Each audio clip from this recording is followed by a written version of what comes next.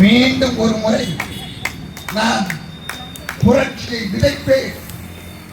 புதுவையில் அரசியல் அங்கீகாரம் நிச்சயமாக கிடைக்கும். வடக்கு தெற்காக தொகுதிகள் பிரிக்க வேண்டும். தனி மீனவ பழங்குடியின அரசாணை வேண்டும். தனி மீனவர் அரசாணை வேணும். இபிசியில் 10 விழுக்காடு வேண்டும். இதற்காக களமமைப்போம், போராடுவோம். நாளை சாலை மறியல் அல்ல, தொடர்வண்டி மறியல் போராட்டத்தை தொடர்வோம். அதற்கு கூட தலைமை ஏற்பதற்காக என் தலைவர் புதுச்சேரியிலே அவர் தலைமையேற்க தயாராக இருக்கின்றார்.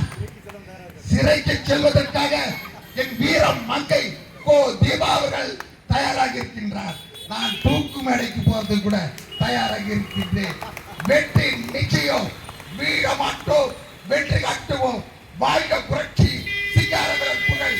அவனே பெருந்தமிழன், அவனே சிந்தனை சிற்பி, அவனே பகுத்தறிவாளன். வாழ்க வாழ்க என்று கூறி இந்த வாய்ப்புக்கு நன்றி கூறி விடைபெறுகிறேன். நன்றி, வணக்கம்.